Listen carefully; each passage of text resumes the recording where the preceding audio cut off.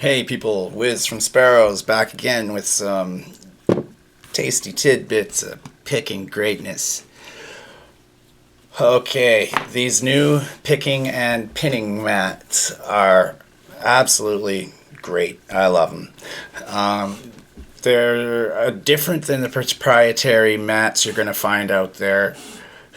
I had a vision how I wanted these to look, and there's a reason why everything is where it is, and I'm going to go through a couple of those things right now. Number one, you have 7 areas here for the higher security 7-pin locks that you find a lot of nowadays, and instead of just having a slot for your driver and your key pin, I wanted there to be slots for your spring, your driver, perhaps a mastering wafer if there is one, and lastly your key pin. These are things that are just, common little things that are left out of most of the proprietary mats. Also, the proprietary mats are strictly made for locksmiths. They don't keep the hobbyist or the locksport picker in mind.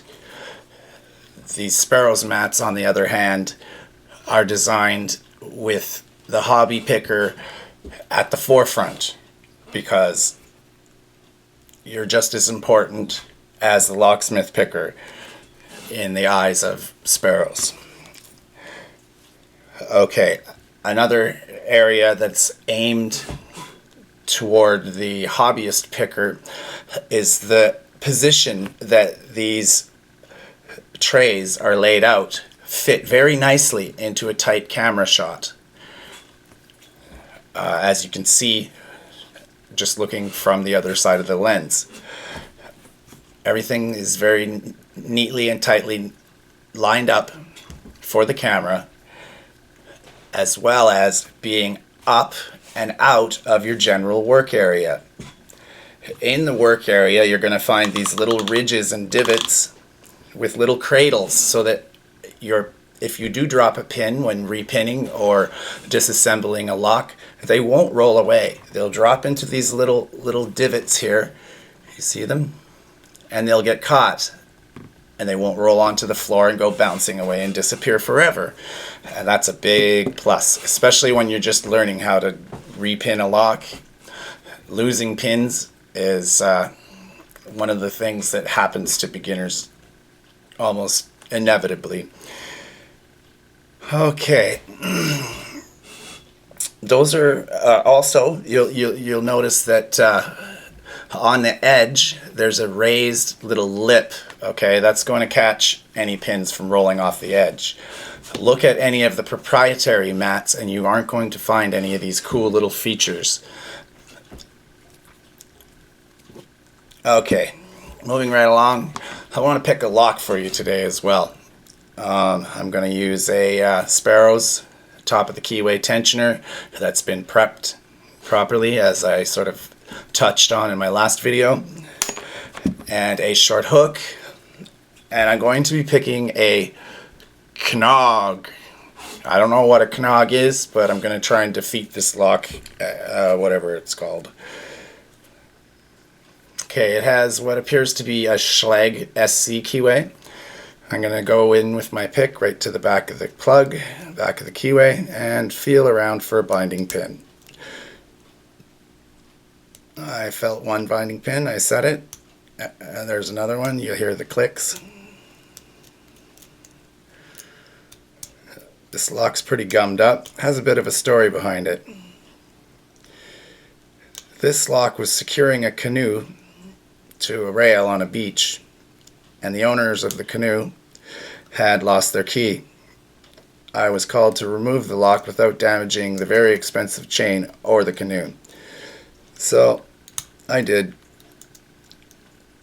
And as always, I asked if I may keep the lock, seeing as it had no key anyway. Of course, they were more than delighted to give it to me. They didn't know why. I didn't tell them.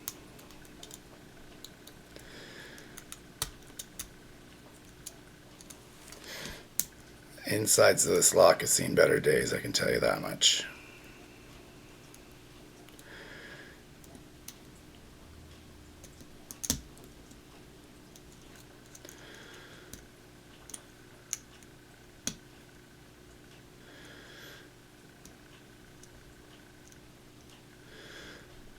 You're going to see quite a bit of noticeable rotation in that plug. It looks almost like a false set.